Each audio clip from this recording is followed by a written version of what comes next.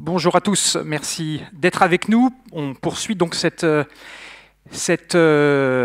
programmation Africa. Je vous rappelle que c'est organisé dans le cadre de la saison Africa 2020 avec un soutien de l'Institut français, également de la ville de Toulouse. Et puis je remercie également tous les partenaires, dont AfriClap qui est dans la salle. Merci à Bernard d'être avec nous. Voilà, bienvenue. Alors on a commencé cette programmation jeudi soir et on voulait vraiment que dans ce cadre, on ait aussi un moment de rencontre avec nos invités. Donc je vais vous les représenter rapidement pour ceux qui ne auraient pas encore croisés depuis jeudi. Je commence avec les deux animateurs qui vont co-animer cette rencontre. Catherine Ruel, qu'on a accueillie hier soir à Toulouse. Catherine est critique de cinéma, elle est bien sûr spécialiste du cinéma africain, mais pas que, comme elle l'a dit et comme elle l'a rappelé justement hier soir. Catherine, on s'est croisés il y a déjà un petit moment, mais c'est vrai que c'est aussi avec Catherine qu'on avait évoqué cette programmation et les noms des invités aussi qui sont là. Donc merci à Catherine pour tous ses conseils et ça nous a vraiment permis de monter cette programmation dans de bonnes conditions. Et Tierno Dia, qui est enseignant à l'université Bordeaux-Montaigne, et Tierno qui est également critique de cinéma, spécialiste de Mambéty, si je me trompe pas, entre autres, voilà.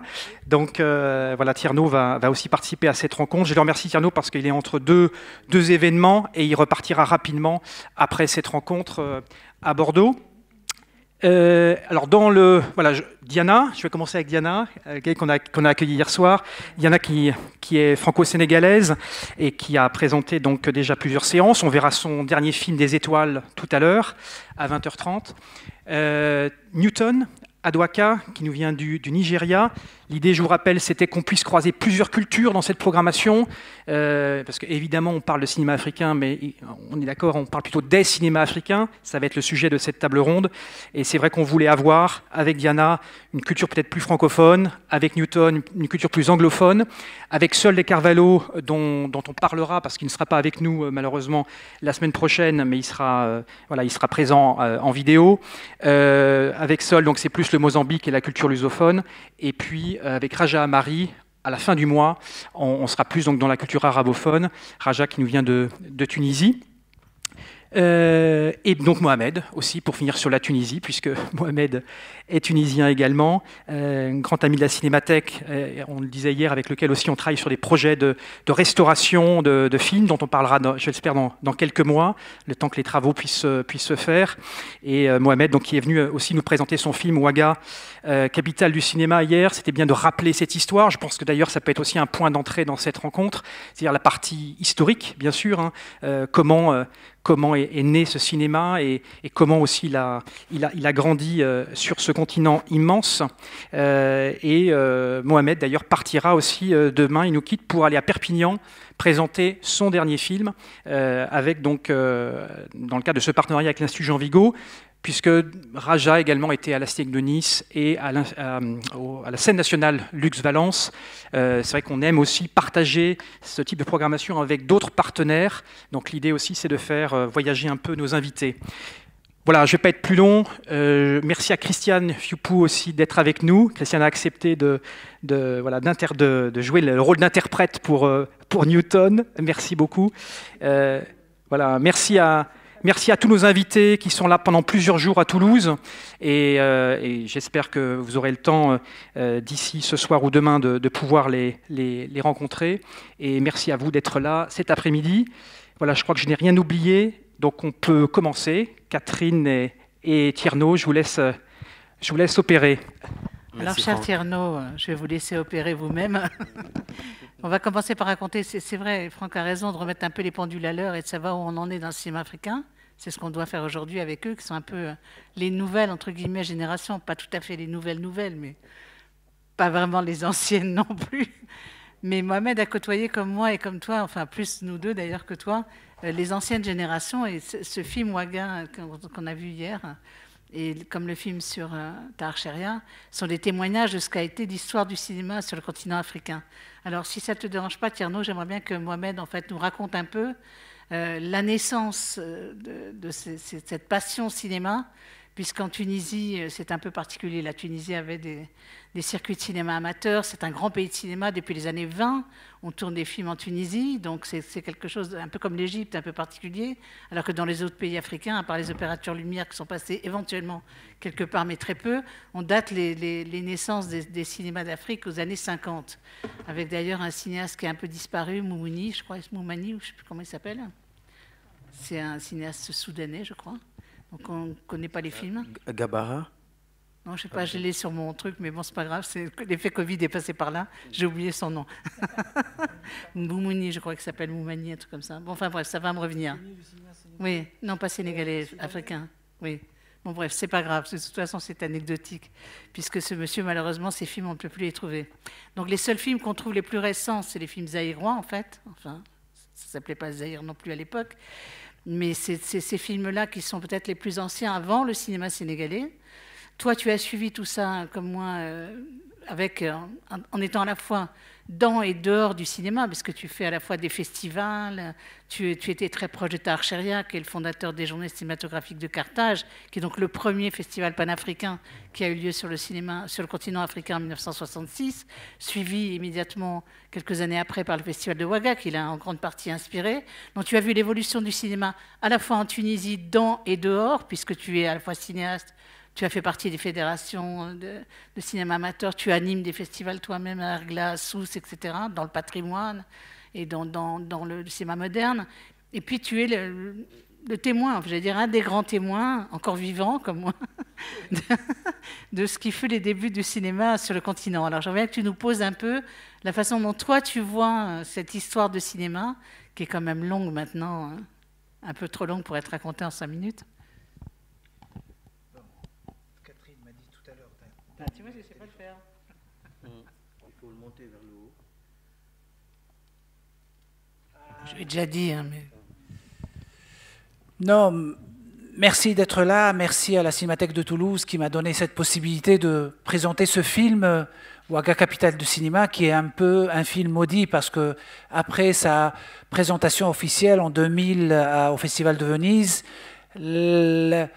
le film a été l'objet d'un contentieux entre moi et le FESPACO. C'est un film qui a un titre très important, Ouaga, capitale du cinéma. Les gens du FESPACO s'attendaient à un film d'éloge pour le festival, mais ils se sont trouvés devant un film très critique d'un Tunisien qui raconte un peu son histoire personnelle, d'un Nord-Africain qui arrive avec ses préjugés au Burkina Faso, qui découvre Thomas Sankara, le FESPACO, ce pays, un des pays des plus pauvres au monde, où se tient la plus importante manifestation culturelle et cinématographique du continent. Moi, c'est vrai que j'ai la chance de naître en Tunisie, un pays phare pour le cinéma africain. On commence par parler de la création des JCC ou de Gadalla Guebara du Soudan, qui a commencé dès l'indépendance du Soudan à faire du cinéma. Mais on oublie que la Tunisie avait un pionnier du cinéma de temps des frères Lumière. Albert Samamachekli est un cinéaste tunisien, le pionnier du cinéma de tout le continent. Et ce n'est pas par hasard que cet amour pour le cinéma était développé juste après l'indépendance. La création, même avant l'indépendance, de la Fédération tunisienne des ciné-clubs, à travers l'amour qu'avaient beaucoup de coopérants et français qui étaient en Tunisie pour le cinéma, etc., qui a mené beaucoup de jeunes Tunisiens à l'époque de s'intégrer, de participer à cette fédération qui est la plus importante du continent, la FTCC, dont Tahar Sheria, le fondateur du Festival de Carthage, des JCC en 1966. Il y a aussi une autre institution à laquelle je suis arrivé par hasard. J'étais en train de me promener à côté du club de cinéma amateur de Sousse par hasard et je découvre une activité de jeunes qui étaient en train de préparer une exposition de photos, etc. Et je suis rentré. La Fédération tunisienne des cinéastes amateurs était une école, parce qu'en Tunisie, il n'y avait pas d'école de cinéma, pour tous les grands cinéastes. Beaucoup sont passés. Taïb Louichi, le grand cinéaste tunisien, est passé par là. Ferid Bourdir est passé par la Fédération tunisienne des cinéastes amateurs. Nouri Bouzid aussi, à Sfax, il y avait des clubs partout. Et à l'époque du régime ou de la Tunisie du Bourguiba, c'était un espace de liberté, parce qu'il y avait le parti unique, etc. Et dans le mouvement de ciné-club et de cinéma amateur, il y avait un espace de critique, il y avait un espace de liberté, où beaucoup de jeunes ont commencé à s'intéresser du cinéma dans ces deux institutions. Et en plus, la création des JCC, c'était une fenêtre importante pour la Tunisie et l'entrée de l'Afrique, qui avait donné le nom à l'Afrique, parce que la Tunisie ancienne s'appelait Ifriqiya, était une fenêtre pour découvrir le reste du cinéma du continent. À l'époque, il y avait en 1966 les premiers films, Sam Ben Osman, Mustapha Al-Hassan, Timité Bassouri, qui venaient chez nous, et c'était le point de départ de mon intérêt pour ce cinéma. Et un jour, je quitte la Tunisie pour aller étudier en Italie parce que je voulais faire du cinéma. Malheureusement, je n'ai pas pu m'inscrire au Centro Sperimentale parce qu'il fallait finir ses études universitaires pour pouvoir postuler et être admis parmi les 8... C'est la grande école de cinéma italienne. Italienne, Centro Sperimentale. Dont sont sortis d'ailleurs plusieurs cinéastes africains. Voilà, dont Souhail Benmarkra, le grand cinéaste marocain qui a fait... Babacar Samb, sénégalais. Voilà. Et Ababacar Samb, voilà. Et alors, je me suis trouvé dans un pays où les Italiens entendaient parler de la Tunisie quand il y avait des problèmes de pêcheurs, de séquestration de barques entre la Sicile et la Tunisie. Ils ne connaissaient rien de notre culture, etc. Et là-bas, j'étais contraint et heureux de créer les Giornate del Cinema Africano di Perugia en 1983. C'était un des premiers festivals du cinéma en Europe. C'est-à-dire que je reconnais que j'ai eu de la chance d'arriver dans un club de cinéastes amateurs par hasard, de connaître Tahar Shria, de côtoyer surtout Tahar Shria, non au JCC, mais au FESPACO. Ma première et ma vraie rencontre avec Tahar Shria, que je considère mon père spirituel, a été au FESPACO 1985. FESPACO 85, c'est Thomas Sankara, c'est le Burkina Faso qui avait changé de nom, c'est l'effervescence culturelle, c'est la rencontre avec la diaspora africaine, c'est une révolution dans ma tête. Je vous ai dit, je suis arrivé au Burkina avec des préjugés. Il n'y a pas de malentendu entre le Nord et l'Europe et l'Afrique. Il y a aussi des malentendus et une ignorance des Nord-Africains, du racisme, etc., dû à l'ignorance de ce qui on a comme richesse dans le continent. C'est comme ça que Tahar Shria m'a ouvert les yeux et m'a donné la possibilité d'être un fréquentateur privilégié de ce groupe de baobab qu'on voit dans le film et de connaître bien Sam Ben Osman, Timité Bassouri, Mustapha Al-Hassan, Ababacar Samb et tous ces pionniers. Et depuis le premier FESPACO en 85, j'ai commencé à faire des photos en noir et blanc. Après, je suis passé à une caméra VHS, après à un autre support. Et comme ça, j'ai accumulé beaucoup d'images. Voilà, beaucoup d'images. Et avec toute la rage de ce FESPACO un peu dévié de ça, et les JCC aussi déviés de leur objectif principal, avec un FESPACO sous l'égide de Blaise Compaoré, l'assassin de Thomas Sankara en 1999.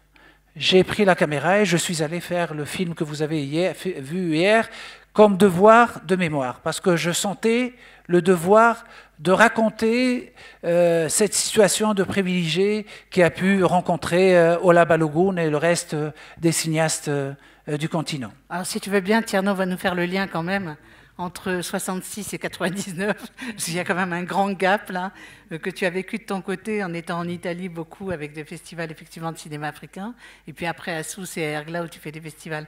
Mais Tierno, ça serait bien aussi de faire le point sur puisqu'on est là aussi pour que les gens découvrent un peu les cinémas d'Afrique, parce qu'on parle effectivement de Sam Ben Ousmane et c'est souvent le seul cinéaste dont on connaît le nom en fait, hein, moins maintenant, parce que maintenant je pense qu'il est presque carrément inconnu, même aujourd'hui ici. le cinéaste dont on va passer La Noire 2 d'ailleurs, parce que Raja Amari a choisi ce film. Donc dans l'hommage de Raja Amari, ce sera le premier long métrage africain d'Afrique subsaharienne que vous allez voir. Mais d'autres cinéastes comme Newton ont choisi Ibrahim Tsaki, par exemple, un cinéaste maghrébin. Donc les échanges entre Maghreb et Afrique subsaharienne sont assez féconds. Mais j'aimerais que tu nous rappelles un peu l'état des lieux, en fait, d'aujourd'hui et d'hier, parce que finalement, j'ai l'impression que la situation d'aujourd'hui n'est non seulement pas meilleure, mais elle est presque pire que celle qu'on a connue au début des cinémas d'Afrique. Oui, effectivement, bonjour et aussi merci à Franck et toute l'équipe de la Cinémathèque, Francesca, Franck, Libé aussi, et ceux qui sont à la technique et à l'accueil pour de nous avoir impliqués dans cette programmation. Peut-être, oui, une des formations d'historien, c'est d'avoir un peu de recul aussi sur ces cinémas. Donc, on voudrait, à travers cette table ronde, aborder 3 axes. L'histoire de ces cinémas africains, la diversité que reflètent aussi ici Diana, Newton et Mohamed, et aussi la vitalité d'aujourd'hui. Cette histoire, d'abord,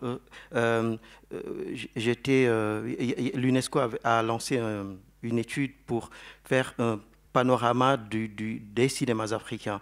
Sauf que l'UNESCO reconnaît 54 pays, mais l'Union africaine reconnaît 55 pays, avec la République arabe sahraoui. Et donc, on me dit, Tierno, heureusement qu'il n'y a pas de Marocains dans les experts, sinon ça aurait créé un incident diplomatique. Je ne suis pas un diplomate, je suis un universitaire et un journaliste. Chacun son boulot. Et c'est pour dire aussi que ces cinémas sont extrêmement larges, sont extrêmement nombreux. J'ai une formule en disant l'Afrique est arrivée au cinéma en faisant la danse du ventre. Pourquoi? Parce que le premier film, la première fois où on voit au cinéma l'Afrique ou des Africains, c'est paradoxalement, et c'est aussi là où l'intérêt des 3 intervenants aussi est majeur, c'est que c'est à l'extérieur, à la foire de Chicago, avec Thomas Edison qui filme Fatima Djemil, une danseuse égyptienne qui fait de la danse du ventre. Le film est d'ailleurs disponible sur Internet. Ça s'appelle Fatima Kuchi Kuchi's Dance. La danse du ventre de Fatima. En fait, c'est une femme qui traverse un plateau et qui se met face à un public qu'on ne voit pas et qui se met à faire la danse du ventre. Sauf que le film, ces gyrations, ces mouvements de hanches et de poitrine sont,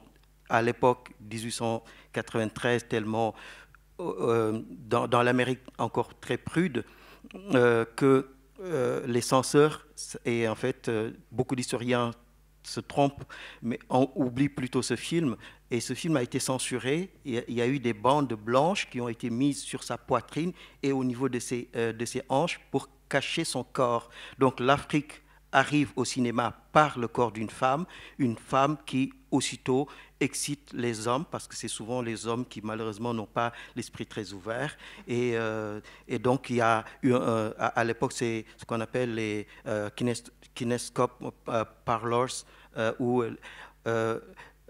Edison a été trop gourmand et a fait payer chaque spectateur par vue au lieu de projeter à l'écran le film. Et c'est là où le génie des frères Lumière, en fait, et d'ailleurs entre historiens, disons, du monde francophone ou anglophone, eux ils disent Thomas Edison est l'inventeur du cinéma, et nous on dit que le cinéma c'est quand on le projette à l'écran, et donc il y avait une longue file d'hommes excités à voir cette femme qui fait des mouvements qu'on n'avait jamais vus aux Amériques, et pour une fois en plus c'est pas une personne anonyme, on a son nom, son prénom et son nom. Fatima Djemil. Et l'autre film, c'est un film d'un ethnologue qui se passe à Paris pendant l'exposition, une exposition à Paris, c'est la potière Wolof. Les Wolofs sont donc une population sénégalaise, la plus majoritaire, qui fabrique de la poterie à Paris, au parc de Vincennes, qui regroupait des expositions comme ça, des expositions coloniales, et il y a eu ces premiers films qui ont été réalisés. Et donc, aussi, sur le continent, très vite, moins d'1 an après l'arrivée du cinéma, on avait déjà des films, des projections sur place en Égypte, à Alexandrie, dès novembre 1996, et au Caire un peu plus tard, et la première salle aussi. Donc si bien que le Maghreb, le Mashrek a toujours occupé une place extrêmement importante dans l'histoire. Et aujourd'hui encore, on a ces 3 pôles, les 3 grands festivals de cinéma, c'est les JCC, même si ce n'est pas le premier en fait, c'est le festival de Kelibia, toujours en Tunisie. Cinéma amateur, mais le festival de cinéma ou en Afrique, à Kelibia en Tunisie, et le festival professionnel pan-arabe et pan-africain, c'est à Carthage, donc à Tunis. L'autre, c'est donc plus tard, c'est le festival de Ouagadougou, le FESPACO, festival. L'acronyme, c'est ils ont rajouté festival de télévision. Cinéma et télévision. L'autre grand festival qui est un peu plus confidentiel, en tout cas des non-spécialistes, c'est à Durban, en Afrique du Sud, qui est le festival international où ils peuvent primer un film iranien, etc. Et donc, l'important, c'est aussi de ne pas rester entre Africains, c'est aussi de voir et de confronter nos cinémas à d'autres festivals, les festivaliers à d'autres cinémas que les films africains. Et c'est d'ailleurs ce que Newton Adwaka a bien réussi à Lagos avec le festival Afrif, de ne pas se cantonner à un cinéma local, national, continental. C'est aussi, le spectateur doit être en droit d'attendre une ouverture beaucoup plus large. Et pourquoi ces cinémas aussi arrivent d'une manière un peu massive, un peu tardive, parce qu'il y a eu aussi des lois, des mécanismes dans les colonies françaises, par exemple, dans certaines salles de Dakar, si vous allez dans certaines salles de Dakar, il y a 3 catégories. Une catégorie tout près de l'écran, qui n'est pas toujours la plus confortable, surtout dans des salles où ils maximisent vraiment, les spectateurs sont quasiment le nez collé à l'écran, et une partie au milieu et une partie derrière. Par exemple, si vous vous rappelez ou si vous avez vu le film Coup de torchon de Bertrand Tavernier, on voit une scène de projection, mais enfin pas dans une salle classique, d'ailleurs c'est un peu en plein air, et le premier rang en Wolof s'appelle Get Bay. Littéralement, ça veut dire parc à chèvres. Donc, et c'est souvent les places inconfortables, et c'est souvent en ciment ou en mauvais bois, on est assis. Et les places du milieu, c'est ce que les Congolais appellent les Africains évolués, qui portent le costume et qui parlent la langue du colon. Et le colon, il est dans la partie fauteuil. Et le mot anglais, c'est patronize. Il supervise, il est confortable. Et ça, c'était dans les colonies françaises. Dans les colonies anglaises, et, jusque dans les années 20, même 30, certaines salles de cinéma étaient interdites aux indigènes selon le terme consacré. Et il faudra attendre quasiment les années 50 pour qu'il y ait un premier cinéaste africain dans les salles, dans les écoles à la FEMIS, Paulin Soumanou Vieira. Il y a aussi autre chose que tu oublies, c'est que c'est non seulement les salles, mais on ne pouvait pas tourner. Oui, parce qu'il y avait les lois Faidherbe, etc. Oui. Donc dans les colonies françaises, il était interdit de tourner. Et dans les colonies anglaises aussi, d'importer ou de tourner. En France, c'est la loi Laval du 11 mars 1934, quand Paul Laval, le grand collabo, à un moment, il a supervisé les colonies avant de monter en grade et de collaborer avec les nazis, a eu le temps de pondre un décret qui supervisait. Et d'ailleurs, c'est pour ça l'un des premiers films anticolonialistes français a subi cette cette affreuse loi, René Vauthier, Afrique 50, à un moment, on lui a rétorqué qu'il devait avoir une autorisation, et il a dit, mais... et il en a parlé quand je ne vais pas trop m'aborder sur ça, parce que ce n'est pas le propos. Néanmoins, quand il est revenu en France, qu'il en a parlé, tous les journalistes se sont tournés vers le grand cinéaste français africain, Jean Rouch, qui a dit « j'en ai jamais entendu parler ». Et René Vauthier lui a dit « c'est normal parce que tes films ne dérangent pas l'ordre colonial ». Et ça les a fâchés. Tout à fait juste, hein, quand même. Mais bon. Quand on regarde les films maintenant, c'est pas tout à fait juste. Les films de Rouch, je trouve que... on ne va pas parler de Jean Rouch parce que c'est pas le sujet. Oui, mais ce qui explique pas aussi le fait que les cinéastes sont arrivés très tard en fait au cinéma, parce que non seulement il y avait ce problème d'occupation des salles par les films européens et pour le public européen colonial, et puis le deuxième truc c'est qu'on ne pouvait pas tourner.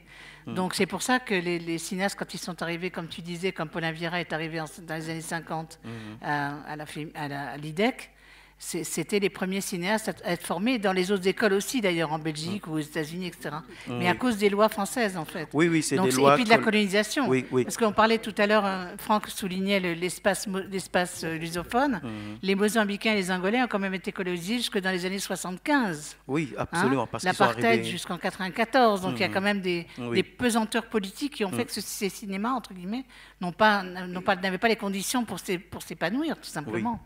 Oui, et en fait, comme je dis, comme c'est 54 pays, donc j'ai une coupe un peu transversale, et puis ce qui est plus proche de nous, c'est donc la culture française, la colonisation française, et de dire que si des cinéastes du cru ont subi cette loi infâme, encore plus, imaginons-nous, des cinéastes en Afrique eux-mêmes, donc qui sont arrivés. Ça explique quand certains disent, certains, en préparant cette table ronde, j'ai encore lu certains auteurs qui disent le cinéma africain est né en 1962. C'est le film de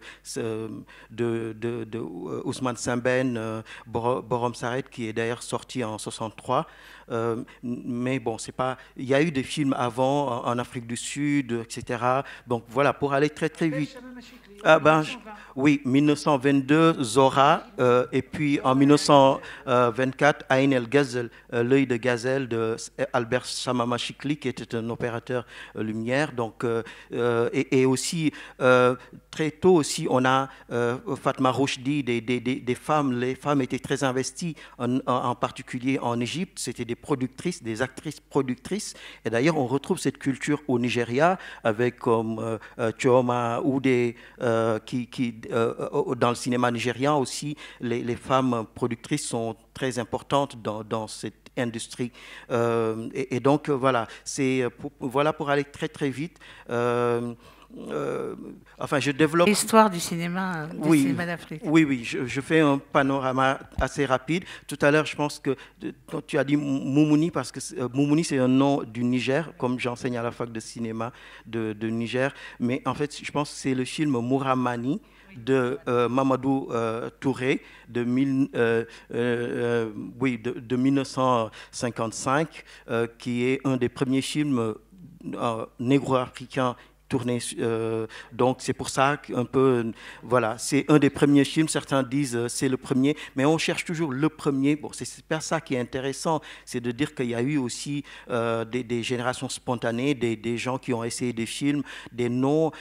Certains vous parleraient pas, mais voilà. Aujourd'hui, à l'heure actuelle, par exemple, malgré toute ma curiosité, je sais que ça existe. Il n'y a pas de cinéaste gambien.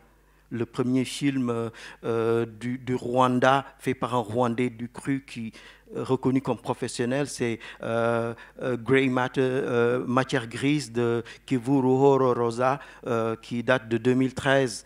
Donc vous imaginez que quasiment tout ce gap où des pays de plusieurs millions d'habitants, c'est pas qu'ils n'étaient pas capables, mais aussi il y a cette chape coloniale, et au-delà, après les indépendances aussi, ce que Valdiodio Ndiaye appelle, on est sorti il disait, il faudrait surtout pas sortir du joug colonial, la nuit coloniale, pour entrer dans la nuit des dictateurs, et malheureusement, on y est arrivé. Et donc aussi le cinéma a effrayé juste pour introduire, parce que l'importance aussi c'est d'échanger et aussi de vous écouter, juste pour terminer sur ça, du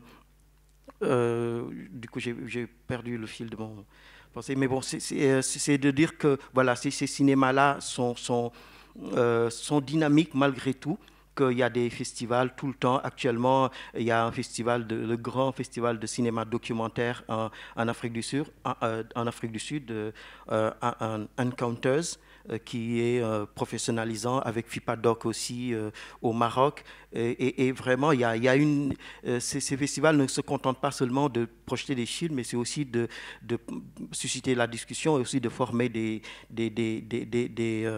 jeunes. Oui, il y avait quelque chose que vous voulez dire, mais voilà. Mais bon, ce n'est pas le plus important. Je pense que ça reviendra pendant le débat. Il y a une dimension que je voulais parler sur la question de représentation négative, etc. Il y a un mois, le 5 mai dernier, j'ai fait une conférence au Quai Branly qui est disponible en ligne avec Oasis Diop, le compositeur, et Mati Diop et Melissa Takway. C'est en ligne sur YouTube. Ça s'appelle L'héritage de Djibril Diop Mambéty. Voilà, ça a été capturé et diffusé pour certains aspects historiographiques qui ne sont pas nécessaires à développer ici. Effectivement, c'est compliqué de parler de 57 pays donc, et de l'histoire de 57 pays depuis les années 50. Donc, par contre, on a ici donc, du coup, des cinéastes qui sont à la fois d'un pays mais du monde, hein, puisque à la fois Newton et Diana sont, comme ils l'ont expliqué d'ailleurs au cours des interventions qu'ils ont pu faire déjà, des citoyens du monde quelque part aussi, parce qu'ils ont vécu dans des espaces géographiques et culturels complètement différents. Donc c'est ça aussi la force des cinéastes africains, c'est d'à la fois connaître parfaitement bien leur culture. Newton et Ibo, pendant longtemps, il portait la terre de son pays dans un médaillon attaché à son cou. Diana revendique aussi cette force de la terre natale dans ses films, mais elle dit aussi qu'elle est italienne, mais Newton a aussi traversé les frontières pour étudier en Angleterre, pour vivre en France, etc. Donc il y a cette espèce de grande force d'avoir la culture en fait profonde de ses ancêtres, mais d'être la tête et les pieds dans le XXIe siècle. Alors ça donne un caractère un peu particulier aussi aux cinéastes d'aujourd'hui, j'ai l'impression, parce qu'ils ont une double force pour moi. Hein. Dans ce qu'on voit de leurs films, il y a à la fois la compréhension du monde de notre monde, du monde des autres donc, et la compréhension de leur monde que nous, on ne connaît pas. Et que, en tout cas, pendant des siècles, ou pendant des dizaines d'années, on a refusé, hein, l'autre, qu'on a refusé. Donc j'aurais aimé qu'ils nous parlent un petit peu de leur expérience aussi, puis on reviendra peut-être avec vos questions sur les histoires des cinémas d'Afrique, mais peut-être un peu, Diana et Newton, parler un peu de comment vous voyez. Newton parlait hier du rôle du cinéaste. Qu'est-ce que c'est aujourd'hui être cinéaste? Comment vous voyez votre place aujourd'hui et maintenant, comme on dit au Sénégal, dans ce cinéma-là, à la fois dans cette histoire de cinéma qui est longue, mais qui est longue et courte en même temps, hein? Honneur aux dames, Diana Gay. Même si tu es la dernière pour sur ceux l'affiche. qui n'ont pas peut-être été aux projections avant, Diana Gay a réalisé plusieurs films. J'ai deux amours. C'est Paris Métis, dans un film collectif Paris Métis, Une femme pour Souleyman.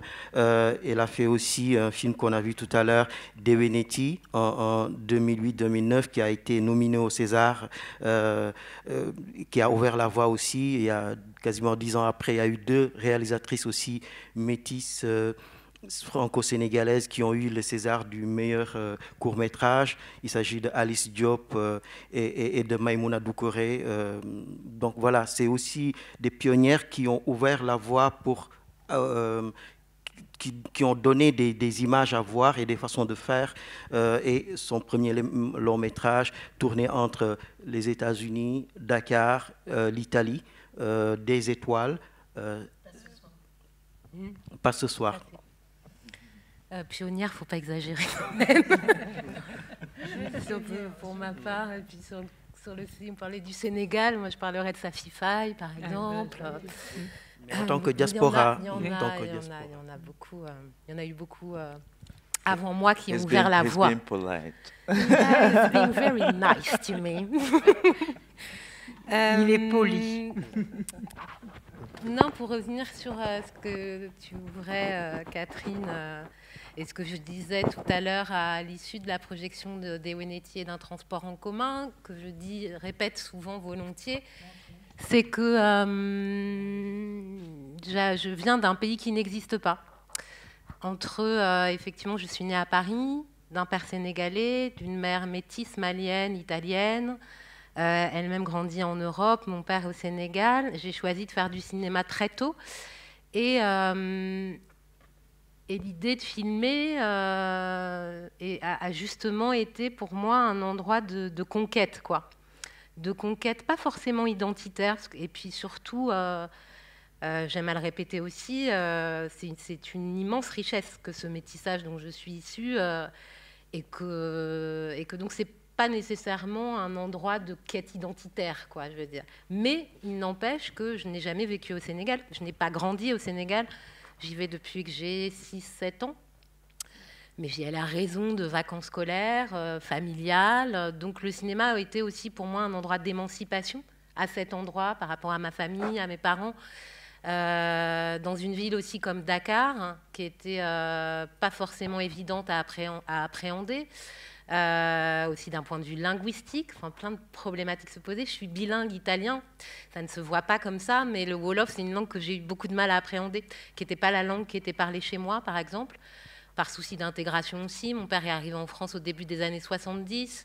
Je lui en veux un peu, on lui en veut un peu avec ma sœur de ne pas nous avoir transmis directement cette langue. Ma mère nous parlait italien. Le Wolof était la langue secrète dans mon foyer. Donc c'est très particulier tout ça. Enfin, c'est un endroit comme ça. Quand je parle de reconquête ou de conquête, le cinéma a été et est toujours pour moi une manière aussi de m'approprier cette part de moi, et une appropriation que je dirais plutôt culturelle qu'identitaire, parce que je ne suis pas du tout, encore une fois, à cet endroit de... C'est pas une logique problématique, quoi.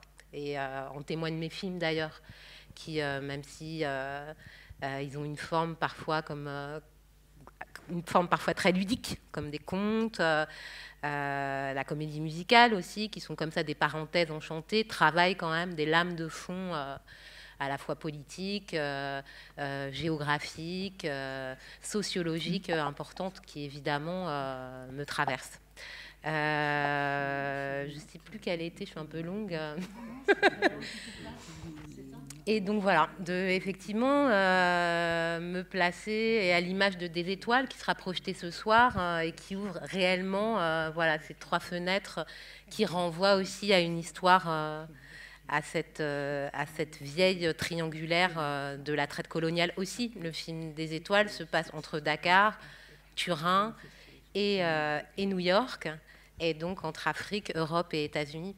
Et donc j'aime travailler parce que c'est aussi mon histoire, c'est comme ça que j'ai grandi. Les États-Unis, je dis toujours, c'est aussi l'endroit de mon imaginaire. J'ai grandi en France dans les années 80. Il y avait très peu d'endroits d'identification pour moi au cinéma. Je n'avais pas un accès totalement évident au cinéma d'Afrique à cette époque, en termes de diffusion. J'étais une jeune adolescente qui allait au cinéma voir ce qu'il y avait de plus populaire, évidemment. La télévision n'était pas un moyen non plus d'avoir accès à ces films de manière très évidente. J'ai eu la chance de grandir dans une famille assez cinéphile, avec des proches cinéastes aussi. Donc j'ai eu accès à un cinéma, en tous les cas, la cinématographie sénégalaise assez tôt. Mais pour ce qui était du reste du monde, c'est vrai qu'il y avait peu d'endroits. Le cinéma français, évidemment, ne proposait pas de personnages dans lesquels j'avais une facilité comme ça d'identification, ou en tout cas une évidence d'identification. Donc je me suis très très tôt tournée vers la culture africaine-américaine, à la fois dans la littérature, dans la musique évidemment, que j'adore le jazz, voilà, c'est comme ça que je me suis construite. Et puis le cinéma aussi, parce que...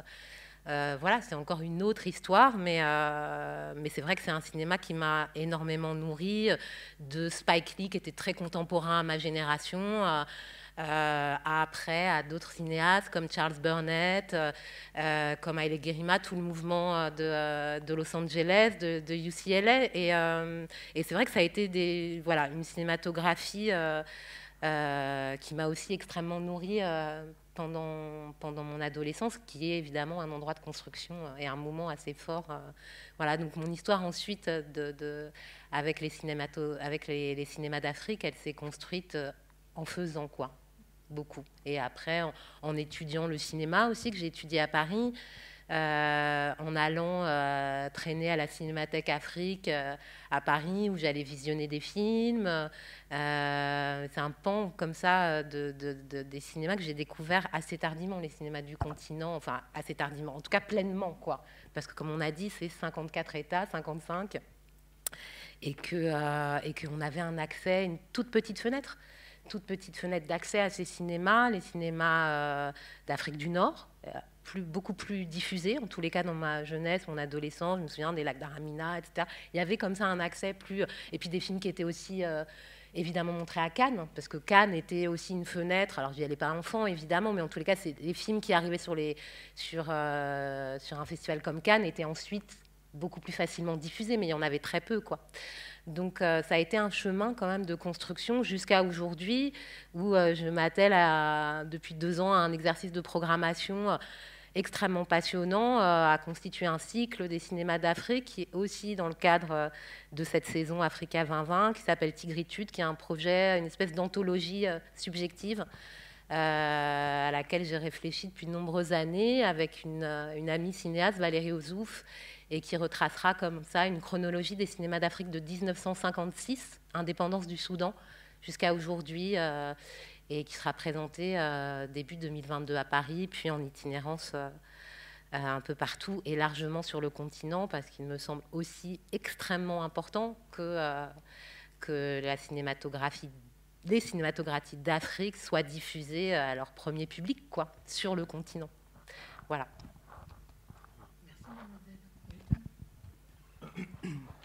I wish I could be as hello, bonjour, and thank you to Francesca, Cinémathèque de Toulouse. It's an honor to be here and to discover. It's my first time here, so it's an honor to be here and to discover and to further discover the archives that you hold, very rich and wealthy archive. C'est un plaisir. Je remercie Franck. C'est un plaisir, et tous les autres. Et c'est un plaisir pour moi d'être à Toulouse. C'est la première fois que je viens et j'ai eu grand plaisir à découvrir les archives. And I wish I could be as eloquent as my... J'aimerais être aussi éloquente que les autres. Éloquent que les autres. Ah, pardon. J'aimerais être aussi éloquent que les autres. But I will do my best. I think there's an intersection, and I think that's what's great about what Catherine at the base of all of this, and with the Cinémathèque, have put together to try to paint a portrait of an intersection of so-called African cinema, or Pan-African cinema, or Black cinema. This for me is very, I always say that Black cinema is probably the richest cinema because it extends across the world. So this is a great platform. Ce qui est particulièrement intéressant, c'est que ici, dans cette discussion, on a essayé d'établir un point de convergence entre tous les cinémas, entre les cinémas d'Afrique, mais aussi des États-Unis ou ailleurs. Et c'est ça l'important, c'est l'intersection, c'est la convergence. Okay, well, I'll try to paint or map out my collusion with cinema, because it truly was a collusion. It was an accident. My involvement. Je crois que je vais essayer de cartographier ma rencontre, mon point où je me suis heurtée au cinéma en quelque sorte, parce que ça a été ça. I grew up. I was born in Nigeria. Well, in the eastern part of Nigeria. A year after the eastern part of Nigeria, for many reasons, which it's too complex to go into here, seceded and declared an independent nation called Biafra. Je suis née dans cette partie de l'Est du Nigeria, il serait trop long d'en parler, mais je suis née en 66, l'année où justement il y a eu cette séparation entre ce qu'on appelle Biafra et la Fédération du Nigeria. And so there was 3 years of war, over 2 million people died. Anyway, and then my family moved to Lagos, to the western part of Nigeria, to the capital of Nigeria. And I studied there, and that's where I came across cinema for the first time. Cette guerre a duré 3 ans, et mes parents ont quitté. Il y a eu près de 2 millions de morts, et mes parents ont quitté cette partie est du Nigeria pour aller à Lagos. Et donc c'est là-bas que je me suis retrouvée pour mes études. And I think, to talk about, because I said cinema, I think it's interesting to sort of try to give a sort of rough definition. Cinema is, as we accept in a general way, it's light and shadow projected on a wide screen, right? So let's just use that rough definition. Alors la définition du cinéma, c'est sur un écran blanc, c'est de la lumière et des ombres qui sont projetées. So when I say that, that's what I mean. So my, because I'm otherwise in terms of TV, I saw some things on TV, but so my encounter was, I remember at secondary school, I must have been about 10, 12. Je me souviens, ma rencontre avec le cinéma, j'étais dans le secondaire, j'avais à peu près 12 ans. And there was a bunch of films made in the 1950s by the Colonial Film Unit. Oui, il y avait une série de films qui avait été faits par c'était une unité cinématographique des colons britanniques. Yeah, and these films were kind of educational, health and stuff, things like this. And I didn't understand. I mean, as a 12-year-old, I mean, I'm trying to find my place in these images, and very patronizing images. It didn't look like people I knew or met. J'avais 12 ans, et alors j'essayais de m'approprier ça, mais c'était de toute manière assez paternaliste, et dans ces images qui étaient sur l'éducation, c'était assez didactique, je n'arrivais absolument pas à me retrouver. And so that was my first experience. And then that was cinema disappeared for a while. My name is Newton because I suppose you say Christian name, but it's not a Christian name because my father was an atheist and he didn't want to use any sort of Joseph, James, and anything from the Bible. But he was inspired by science, and my name is Newton because he wished for me to be an astrophysicist. Alors, mon nom est Newton, non pas parce que je suis chrétien ou autre chose. Mon père était complètement athée, mais mon père était vraiment fasciné par la science et il voulait que je sois astrophysicien. C'est pour ça qu'on m'a appelé Newton. I think his rebellion his rebellion into atheism is because both my grandparents were Christian Protestant priests, pastors, in 2 separate churches, 7 miles apart. My mother's side, and my mother's side is St. Philip's, on my father's side is St. Peter's. And they were part of the people that built these 2 churches. But my father rebelled from all of that. Alors, mes grands-parents, qui habitaient à 7 kilomètres l'un de l'autre, appartenaient à 2 églises protestantes différentes. C'était Saint-Pierre et l'autre, c'était Saint-Philippe. Et mon père, par esprit de contradiction, s'est révolté contre ça et il est devenu complètement athée. I don't know why I'm talking about this because I guess I do know, and it's just to give a bit more information as to, we could talk about technicalities of cinema, and I mean, Teno and Catherine and Mohammed have given you a sort of broad spectrum of evolution of cinema in Africa. And Diana has gone into a personal, as filmmakers, I think that's what we can bring to this discourse. Like you say, chacun each person his expertise, right? Oui, alors je vous parle de tout ça. Alors, je ne pourrais pas parler comme les autres, mais ils vous ont fait une belle description de la situation du cinéma africain. Et Diana vous a parlé de sa vision du cinéma. Bon, chacun son expertise. Alors, je ne sais pas pourquoi je vous parle de ça, mais c'est pour vous donner un peu une idée de qui je suis. So, my next experience was around about 1974. After the Civil War, 4 years later, we're settled in Lagos. The cinemas are back open in Lagos. We had cinema, but what was on the cinema? I remember in my secondary school, there was a cinema called Sheila Cinema, and all it showed was kung fu karate films and Bollywood films. Ah oui. Alors, en 1974, donc c'était après la guerre, j'étais à Lagos et finalement, le cinéma qu'on trouvait, c'était des films de kung-fu et voilà, Bollywood. Ce qui est devenu Bollywood, oui. And so my father, I don't know, I guess he was interested in, he was, because he always, he would take us to the cinema from time to time, the family, we know, there's 7 of us. So we just go to colonize the cinema. We go there and we watch 2 or 3 films, but it was these kinds of films, and these are films that were imported by Lebanese settlers they ran the business of cinema.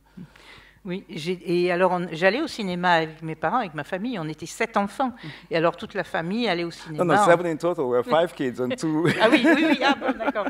5 enfants et 2 parents, donc on était 7, on allait coloniser le cinéma, et ce qu'on allait voir, c'était le kung-fu et ces films qu'on nous présentait. Yeah, and so that was my next sort of encounter, and an opening to, okay, this thing. And it happened with one film, which I still hope to find one day. It's a Bollywood film, and I remember my mother and I in complete tears. We were just like completely broken down, and we were so in the film that it was devastating. It was a love story, and it was tragic, and it was huge, and it was operatic. J'ai un grand souvenir d'un film de Bollywood et qui était absolument extraordinaire. Et d'ailleurs, je ne sais plus comment ça s'appelait, mais j'aimerais tellement le retrouver parce que avec ma mère, on était tellement émus. C'était un film d'amour et on était en larmes et c'était extraordinaire et on était émus et troublés. And I think that was the first time I understood the power of cinema. C'est Emotion. C'est la première fois que j'ai compris toute la puissance du cinéma, toute l'émotion que ça pouvait inciter. And that there's a language that is universal and can cross every boundary. And like I said, I grew up in the eastern part where, Nigeria is made up of nations which the British put together as one country. Nigeria is a construct of the British. It's not a real country. It's a country that is constructed for. So we have different cultures, and the languages and culture goes back 1,000 years of each one. The Yorubas, the Igbos, the Hausas, the Tiv. There's about 200 languages in Nigeria, separate, not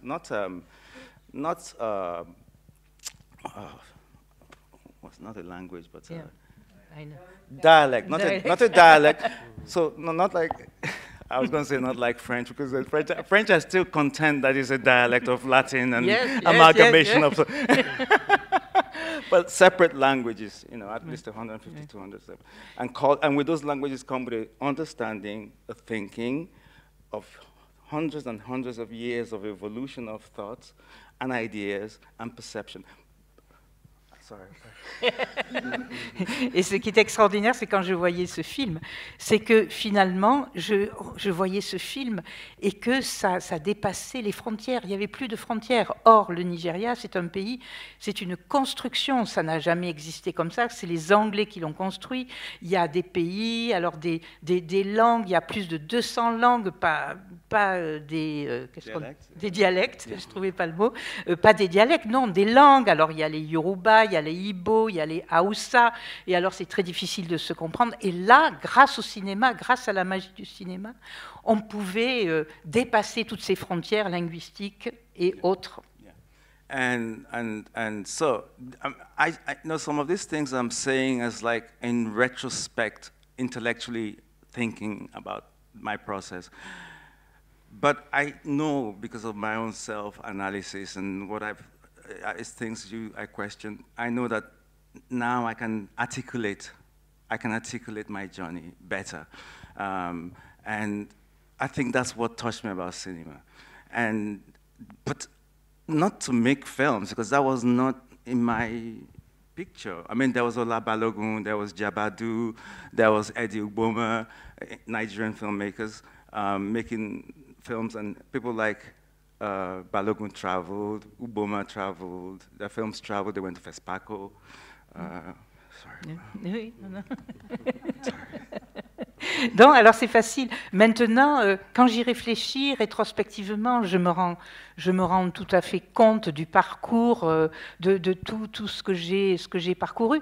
Mais franchement, j'avais pas dans l'idée que j'allais faire du cinéma. Alors il y avait les anciens du cinéma, il y avait Ola Balogun, voilà, Boma, et puis Jabadou, voilà. Mais c'est là.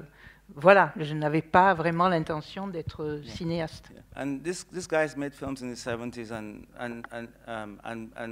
basically represented what still today is what I would call Nigerian cinema. Because for me, Nollywood is not cinema. Because also I know the origins of Nollywood. It came from telenovela, so it didn't come from cinema. It's a different thing. I mean, okay. I think we all know when we see it's a language. But anyway.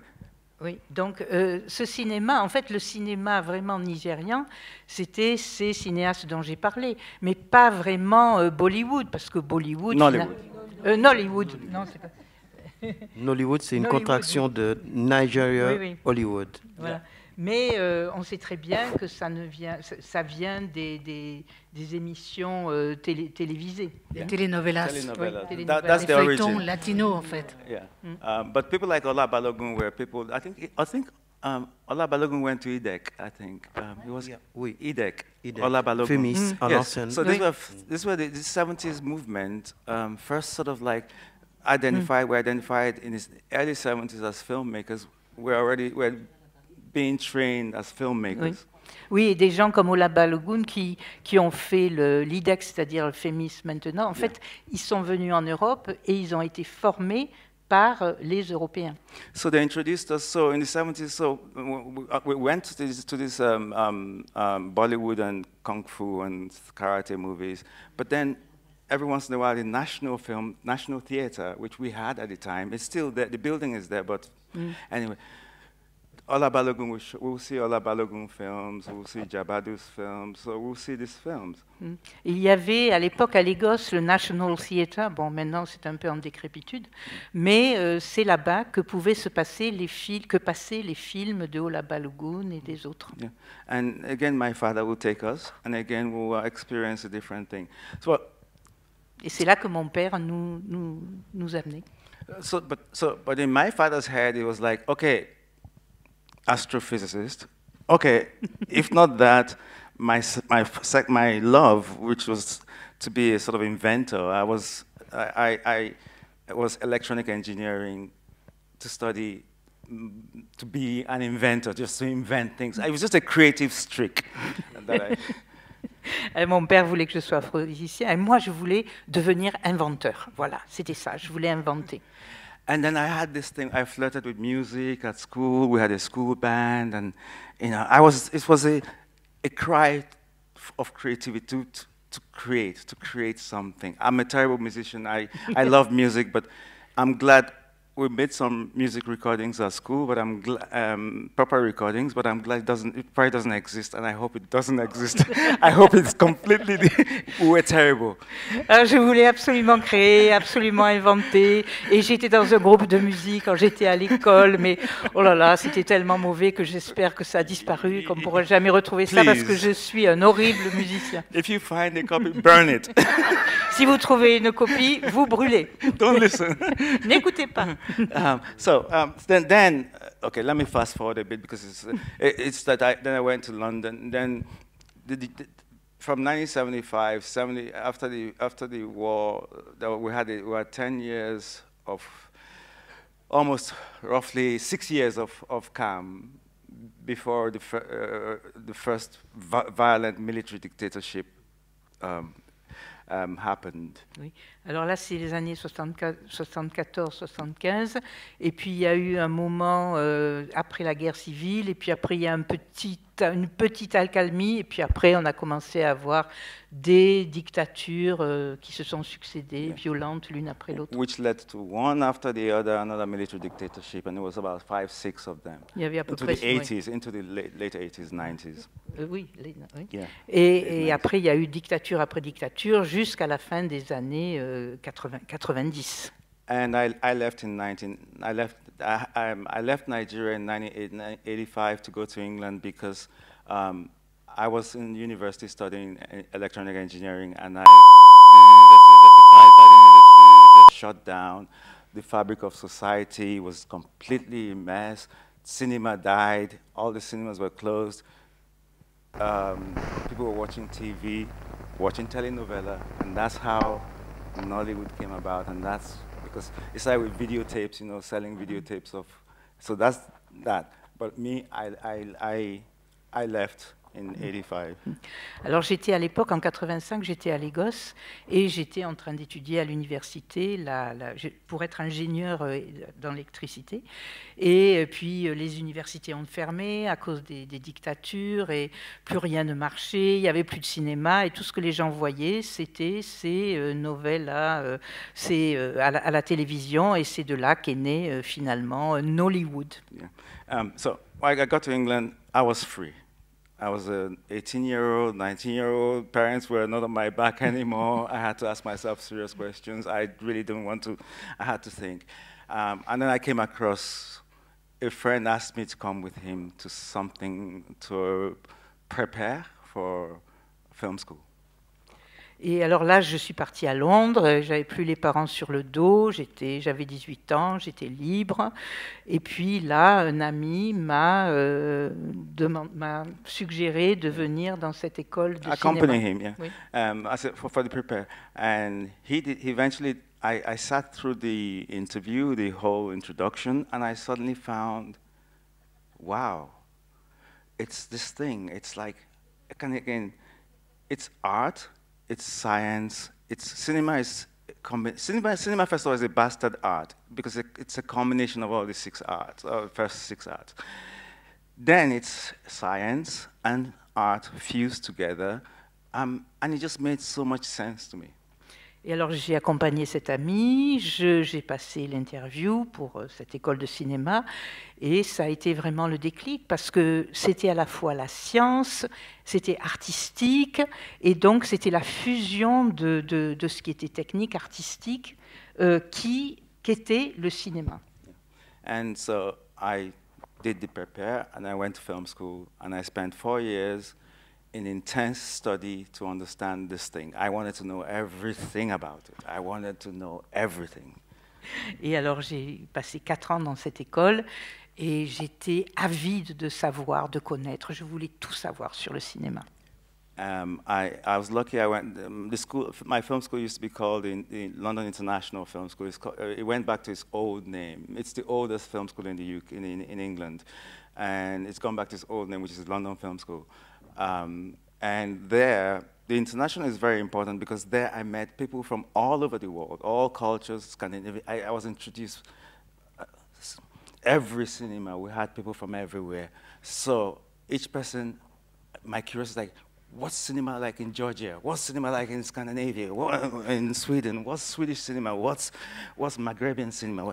And so it was there that I pulled together American cinema, African American cinema, and this was where my cinematic sensitivity was really formed and ignited.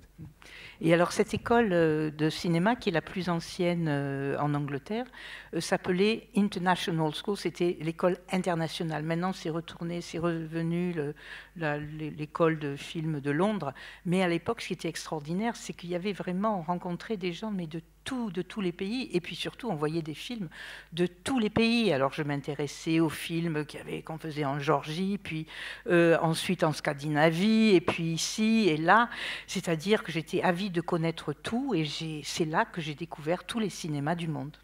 And that's my journey, and then the rest really is that then the rest is the story of a filmmaker who then leaves a film school, which is like a conservatoire, where you get to make films. When you have an idea, you go to the camera department, you take a camera, you get some friends, you shoot a film. Then you're thrown as if, you know, the danger of conservatoire, which you're protected. But once you come to the real world, it's a whole different picture. Voilà, et alors comme dans toute école, on sort du conservatoire, on fait un film, mais le conservatoire, on est quand même entouré, on est protégé, et puis tout d'un coup, on se retrouve dans le monde, et là, il faut faire avec. And so it took me 6-7 years before, you know, I was paralyzed after film school. I was completely paralyzed, and for 6 years I was writing. I started to work as a sound engineer because I loved it, and sound engineer. I was paralyzed. I just, you know, the industry scared me. I was terrified. And then in the UK, there was no example of black cinema. There was 2 filmmakers. There was John Aconfer and there was Isaac Julien. And Ove, Horace Ove in the 70s, John Aconfer and Isaac Julien in the 80s. We didn't have any reference.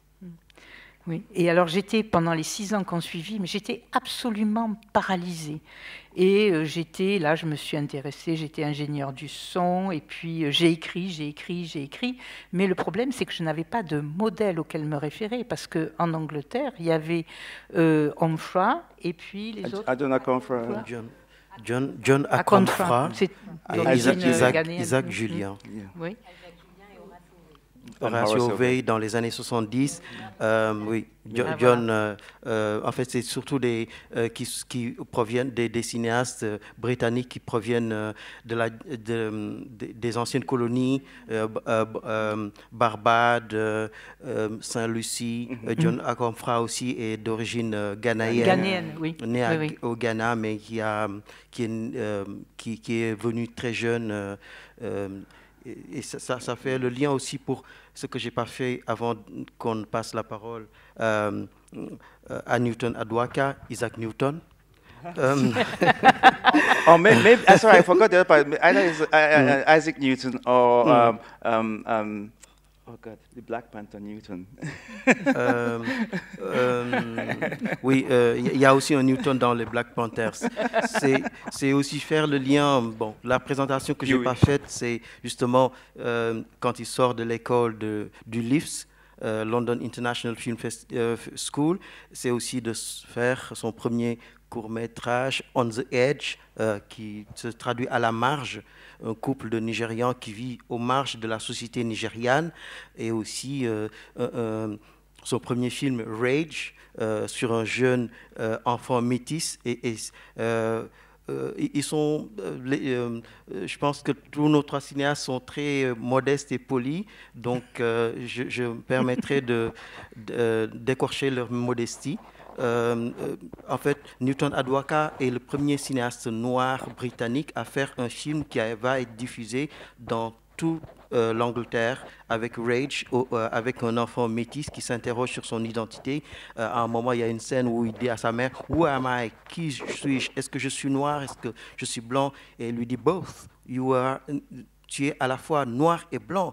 Quand on est métis, il n'y a pas à jeter une partie pour l'autre. On est les deux. » Et Rage, c'est aussi un enfant qui s'interroge sur son identité, qui va être musicien avec ses 2 copains, T et G. L'un est de bourgeois blanc, l'autre est de la classe moyenne, musicien, pianiste, et finalement ils veulent faire de la musique et ils veulent sortir un album. Et ils vont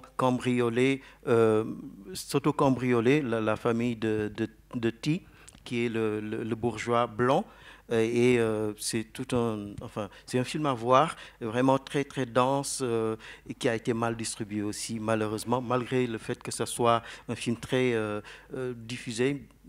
Il aurait pu être mieux diffusé. Mais j'allais dire, c'est pratiquement le premier film aussi qui parle de ça, la notion d'identité. Aussi, oui.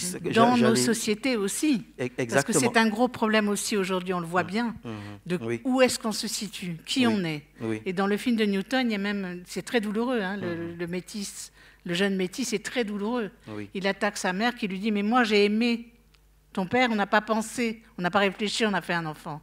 Et en fait, il leur reproche d'avoir été très égoïste. Et cette question-là, qui est une question qui traverse notre société, complètement, c'est peut-être même la question la plus importante, j'allais dire, de nos sociétés aujourd'hui. C'est ce métissage, en fait, qui reste douloureux pour tous les métis, qui reste extrêmement compliqué à vivre, qui est violent. Et le film de Newton était un des premiers à montrer ça. Parce que la société aussi fait injonction à ces métis aussi de se définir immédiatement, alors que souvent c'est de choisir et de choisir, donc de trahir, alors qu'il n'y a pas à traduire dans des sociétés où aussi on le voit dans le discours public, en tout cas en France, où de se refuser en tant que société multiculturelle. Et le multiculturalisme n'est pas une injonction non plus. C'est on l'est ou on peut vivre avec sans que ça nous décolore la peau ou je ne sais pas quoi. Et c'est en ce sens que le film Rage est vraiment un film important dans l'histoire du cinéma. Et son premier, et après un film Ezra, dont on voit la photo avec le bandana sur l'affiche, c'est Ezra. Un film extrêmement important aussi. On l'a montré au Sénégal en décembre 2010 et j'en parlais hier à Newton. Il y a un moment qui m'a bouleversé, un adolescent qui était en larmes en disant « Je ne savais pas que nous, Africains, on pouvait faire des films de cette qualité ».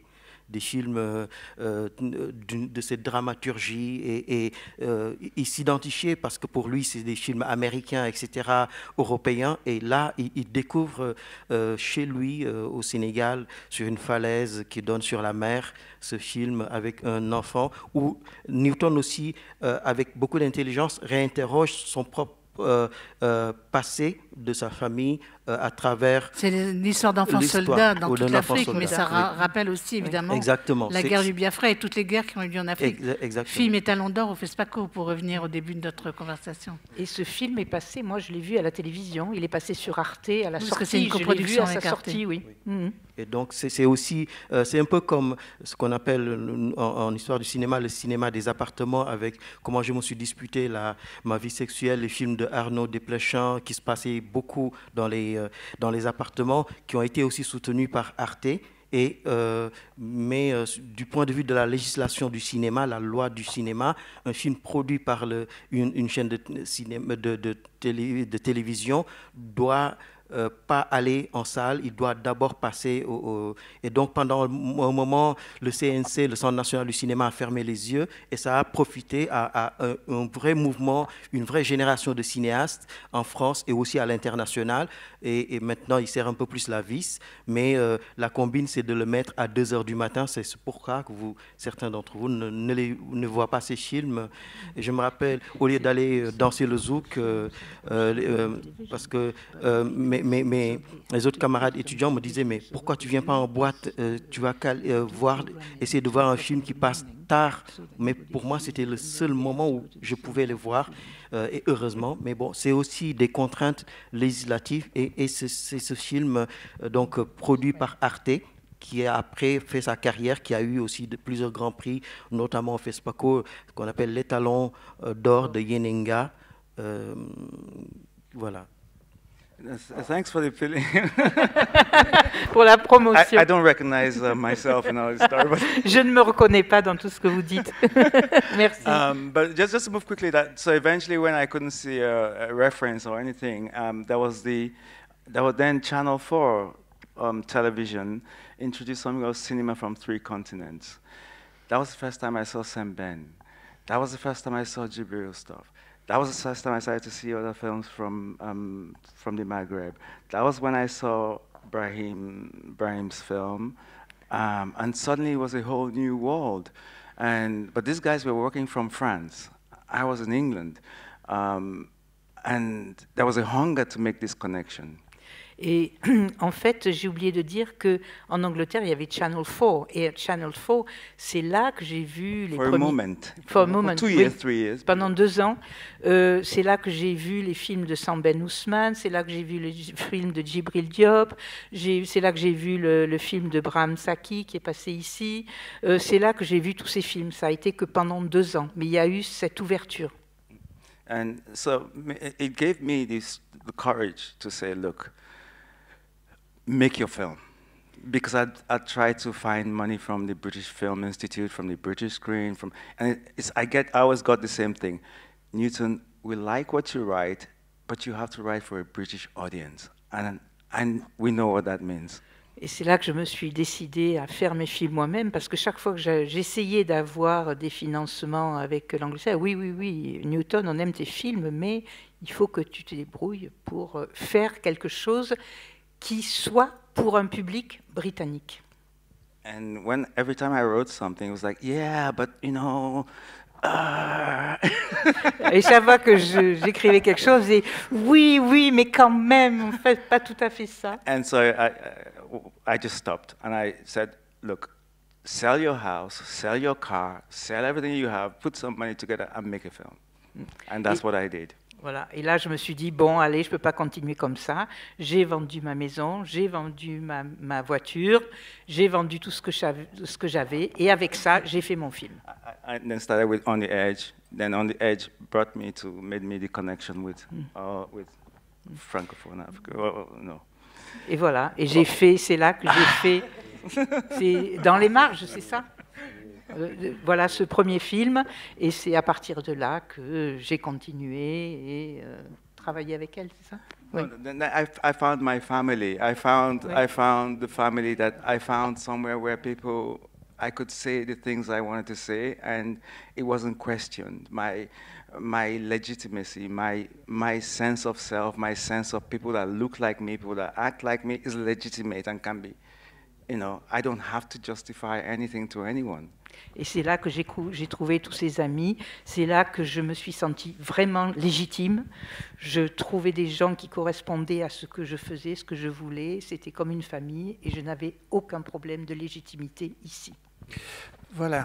Et ça me donne l'occasion de dire que le cinéma africain et le mouvement panafricaniste du cinéma est né dans la fraternité, dans la solidarité entre les pionniers. C'est des rencontres entre les pionniers qui ont mis en place ce mouvement de cinéma. Il y avait comment on dit ça, une attention particulière pour faire exister une image et une mémoire africaine faite par les Africains.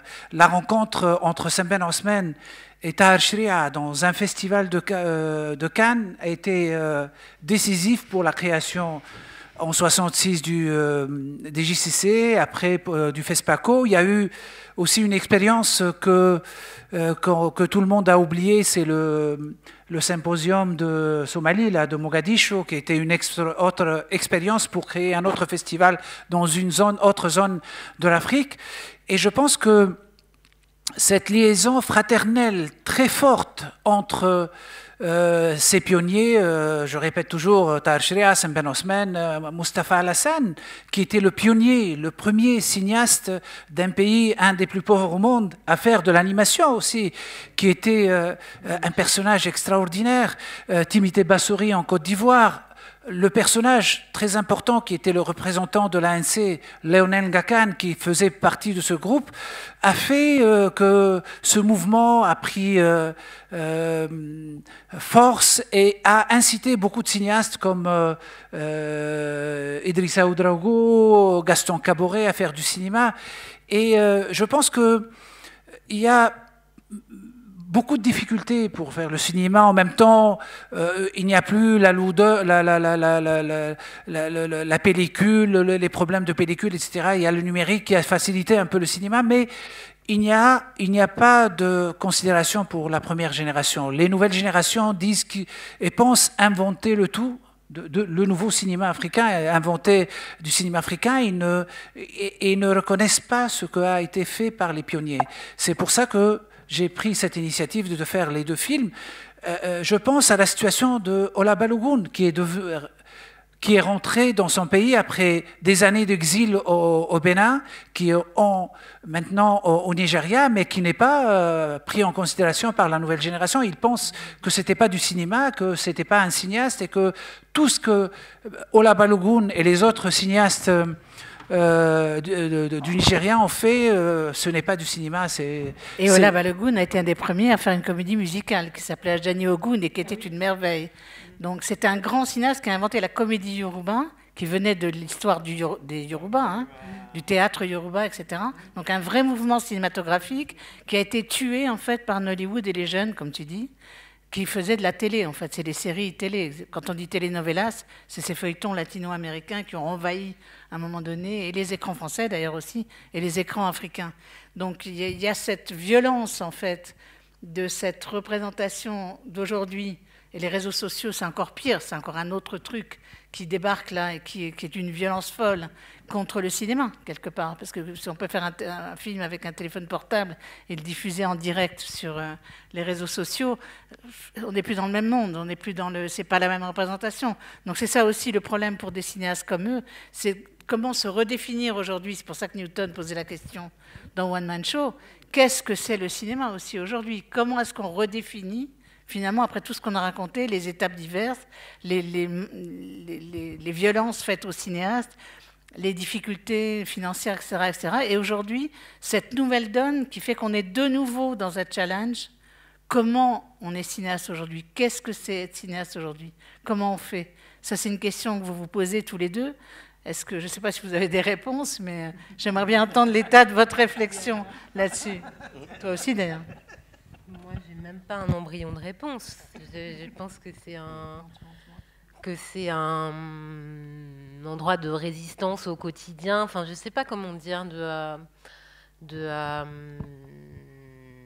d'être, pas seulement d'être dans le, comment dire, dans la. Sinon, on ferait pas. Enfin, je sais pas, être uniquement dans la réflexion de la faisabilité, de la possibilité, à mon avis, empêche aussi à un moment donné. Après, évidemment, qu'il y a une logique de financement, de marché, etc., d'industrie. Mais je veux dire, je pense que j'aurais même pas commencé à faire des films. Je suis une femme, je suis noire, j'ai grandi donc en France, commencé à faire des films à une époque où je ne suis pas du tout en train de me plaindre en disant, parce que j'ai plutôt eu de la chance, ou en tout cas je l'ai provoqué, mais je veux dire, sinon on n'avance pas. J'ai l'impression. Alors après, c'est aussi, il y a une part d'utopie, il y a une part d'inconscience, il y a une part de folie même, je pense, mais d'une certaine manière, j'aime bien ne pas non plus rendre l'endroit du cinéma exceptionnel. C'est-à-dire que c'est aussi un endroit de passion, et donc essayer de mener à bien et de concrétiser un chemin de passion, que ce soit le cinéma, d'autres arts, il me semble, après le cinéma coûte très cher, le cinéma de fiction par ailleurs, notamment. Donc oui, moi je pense qu'il y a une vraie part de folie, et d'autant plus aujourd'hui avec l'arrivée des nouvelles plateformes de diffusion, de comment s'adapter, comment réfléchir tout ça.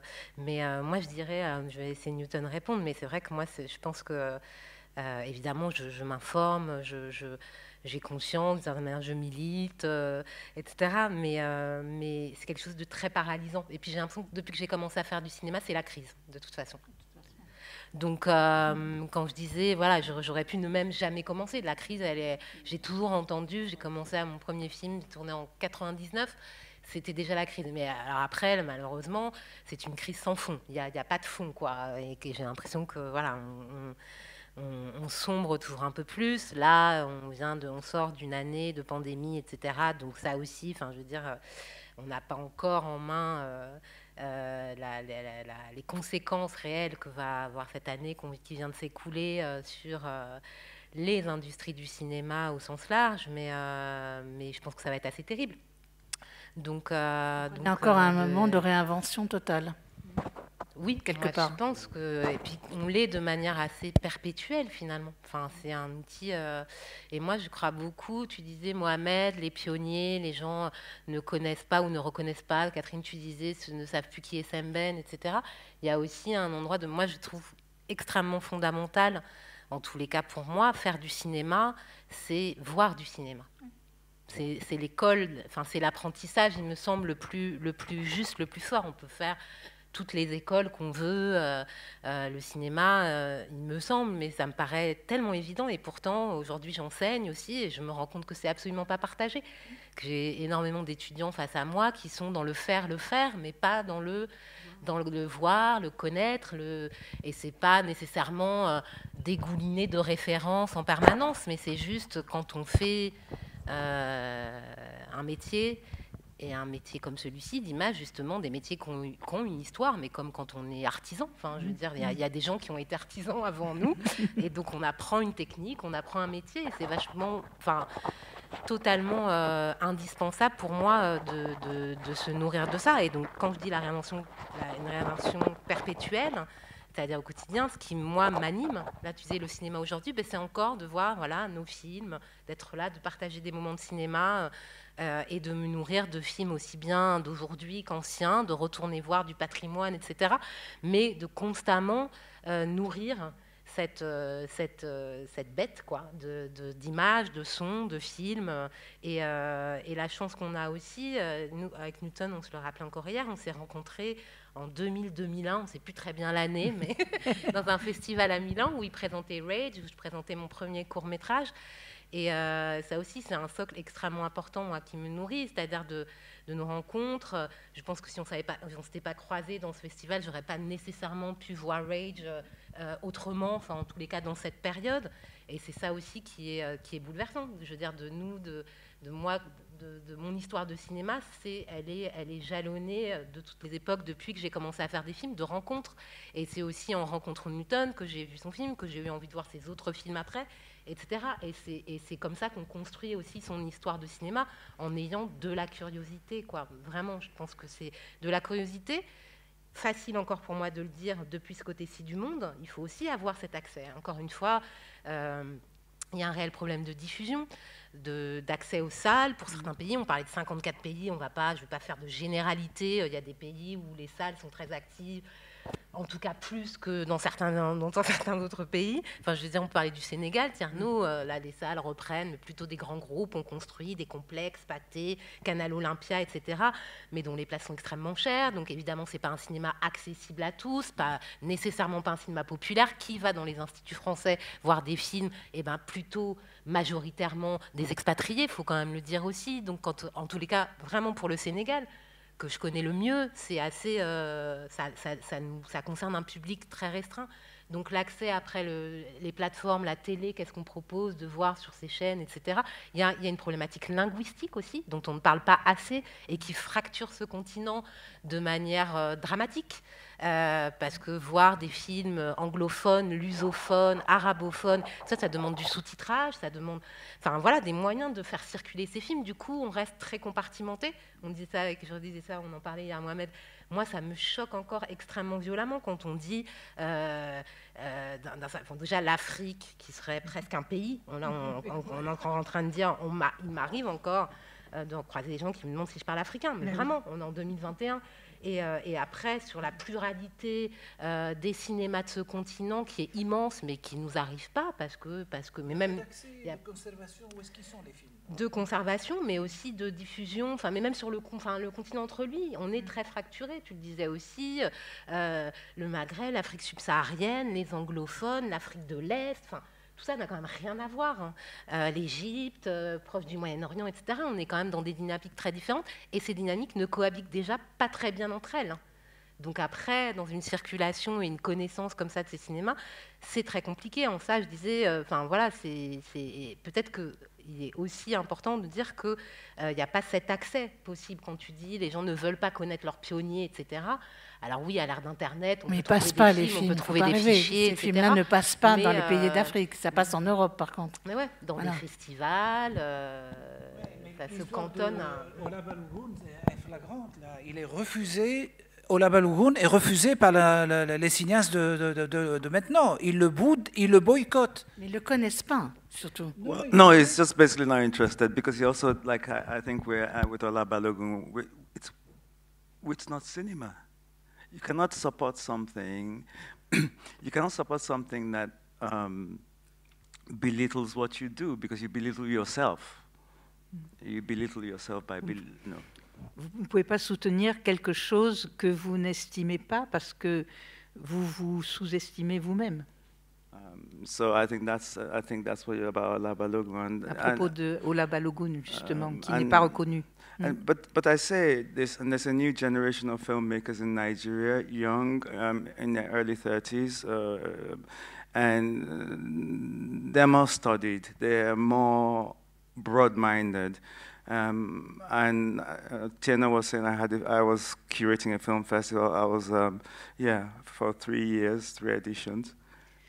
Oui, Tierno disait tout à l'heure qu'il s'était occupé de l'organisation d'un festival à Lagos. In Lagos, yeah. À Lagos, parce qu'autrement, non, il n'y en a pas, ça n'existe pas. Yeah, and this was for me part of a mission to introduce a new generation to first of all to scout, to find, identify a new generation of Nigerian filmmakers who understand, and then try to mentor them in a way, give them a space, introduce their work, early work, short films, and some of them had done features, and basically to stand in solidarity with them, because Nollywood became a big machine that basically killed. It's like Hollywood, basically, like its namesake.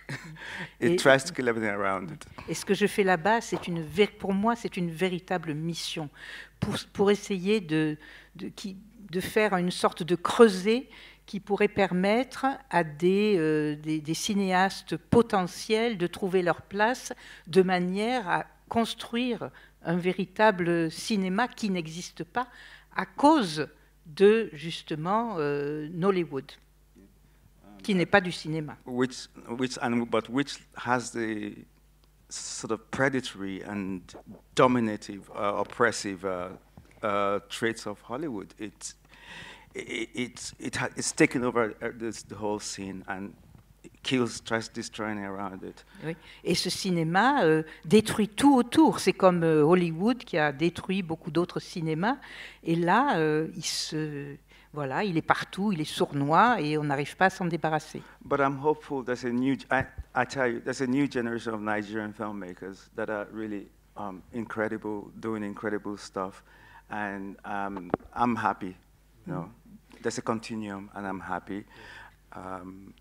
Et il faut que je vous dise qu'il y a vraiment une nouvelle génération de cinéastes nigérians qui sont en train d'émerger et j'en suis très très content. Because they're speaking cinematically, but they're really connected and talking about really social issues. Nollywood is escapism, but these young filmmakers want to deal with... Nigeria is a very complex country. It's a mess. It's a country that it's a country that doesn't like criticism, doesn't want to go into any deep exploration of itself, full of corruption. The fabric of society is really completely in tatters, but we need some filmmakers, artists. We have it in literature, but we don't have it in cinema. But cinema that can start being critical. Voilà, le problème, c'est que ce cinéma à Nollywood n'est absolument pas critique.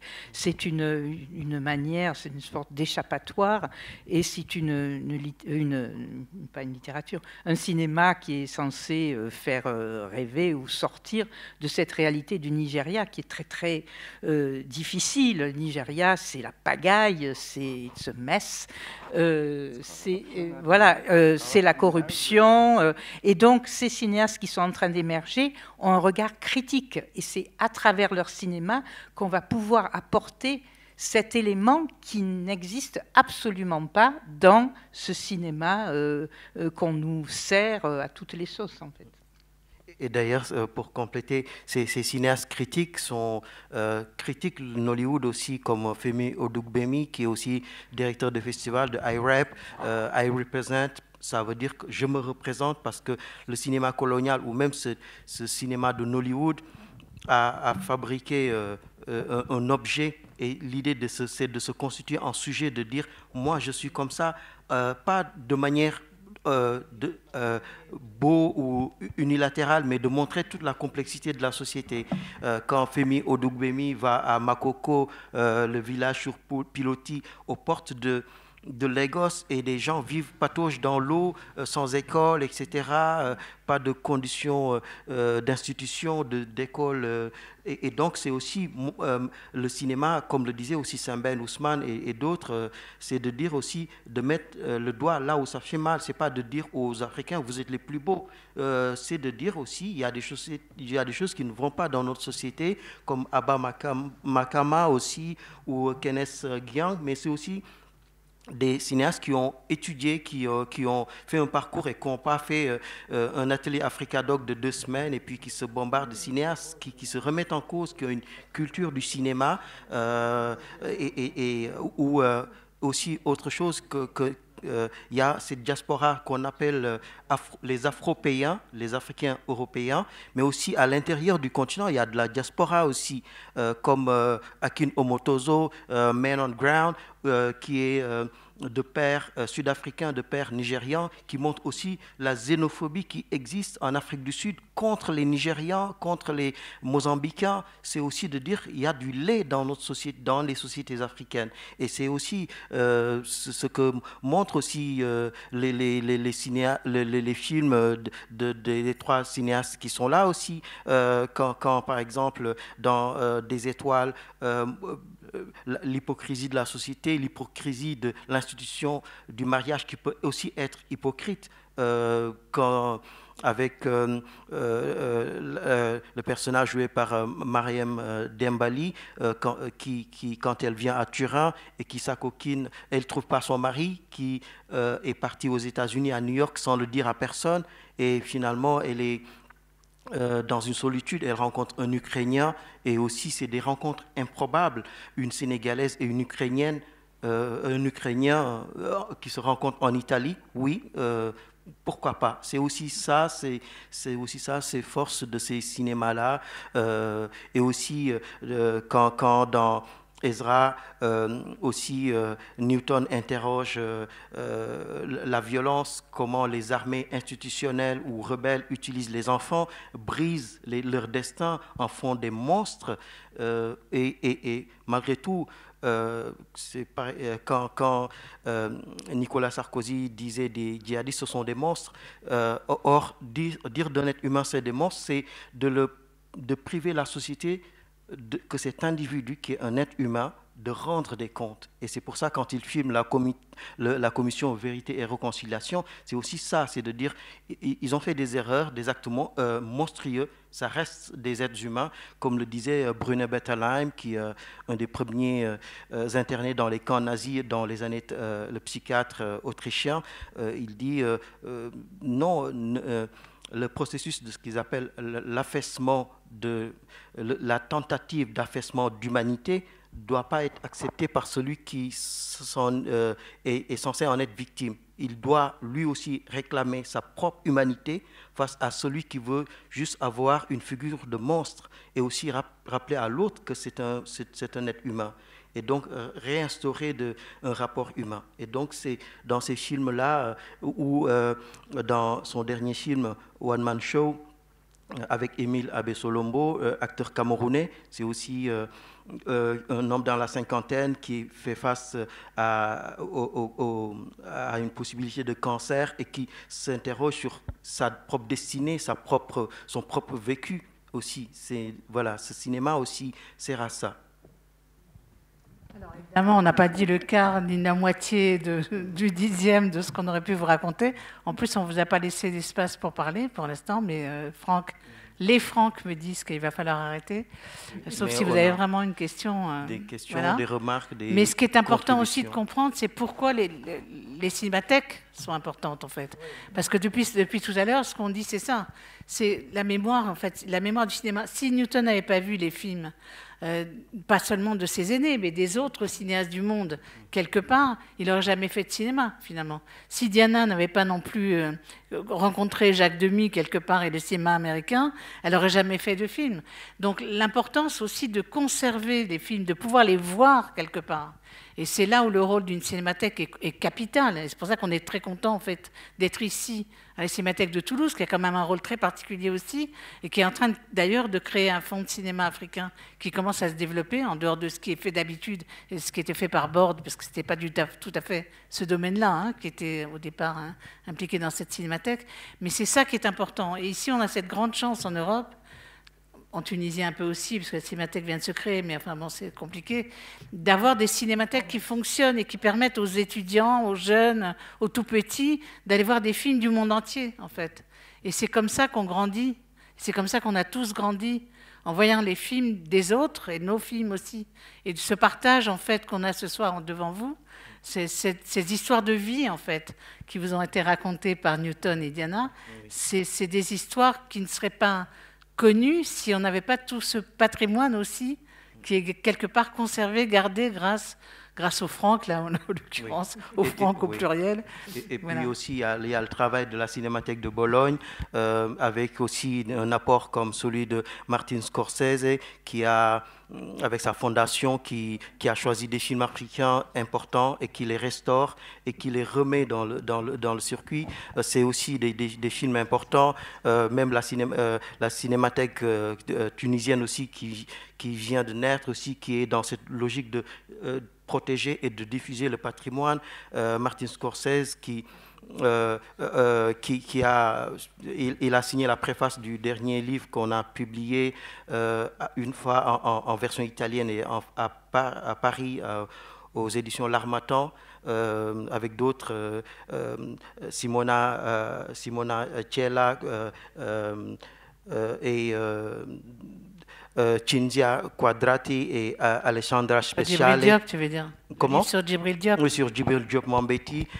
Et aussi, ici aussi, cette mémoire même coloniale avec la Cinémathèque de Bretagne, qui travaille avec les Mutins de Pongé, qui éditent des DVD, des ouvrages. Par exemple, les souvenirs de René Vauthier en Afrique, il les a publiés avec une version très riche. Et donc, c'est aussi ces mémoires-là qui sont importantes. Ou quelqu'un comme le cinéaste nigérian Kunle Afolayan, qui va en Angleterre pour retrouver des films de son père. Lui-même, il était banquier, il a abandonné ce métier et maintenant il fait des films. The Citation, la Convocation, qui est sur Netflix. Voilà, c'est autant de l'importance de ces cinémathèques. Oui, je reviens toujours à Saint-Ben Osman. Il a dit qu'il fallait que les enfants d'Afrique se mettent à écrire la mémoire de l'Afrique. Maintenant, aux enfants d'Afrique, à toi, à moi, à toutes les personnes conscients de l'importance de la sauvegarde de la mémoire, de faire quelque chose, de trouver des amis, d'essayer de collaborer ici à Toulouse, à Bologne, dans le monde entier pour préserver cette mémoire. Car chaque fois qu'un cinéaste part, il part avec tout ce qu'il a dans la tête. C'est pas sûr que la famille où les héritiers ont la conscience de l'importance de l'archive et de l'importance de ce que leur père ou leur pionnier de la famille ont laissé. C'est un travail qu'on ne peut pas faire. On doit continuer à lutter pour faire des films, pour développer cette mémoire, mais surtout pour la préserver, parce qu'il y a beaucoup de choses qui sont en train de se perdre. Il y a des laboratoires qui ont fait faillite. Pour faire sortir un film, il faut payer de l'argent, etc. Ça devient très compliqué. Et la Fondation Scorsese, elle ne peut pas s'intéresser à tout. Elle va faire quelques films de grande renommée qui ont de l'importance pour aller à Cannes Classique mais ils ne peuvent pas sauvegarder nos archives, nos ciné-journal et tout ce qu'on a.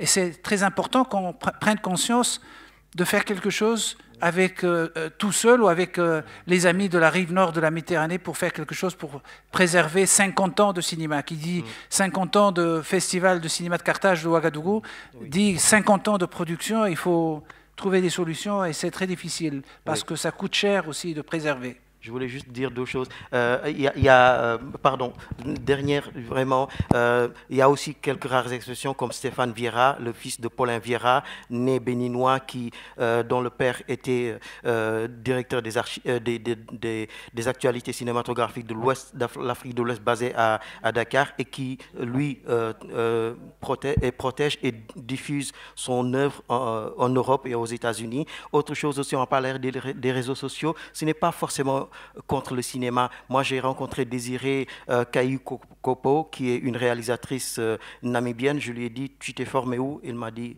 mon école de cinéma, c'est YouTube. C'est en regardant des films que il a fait son film The White Line, la ligne blanche, qui voyage malgré tout. Voilà, il y a aussi une génération qui est là et qui se forme malgré tout.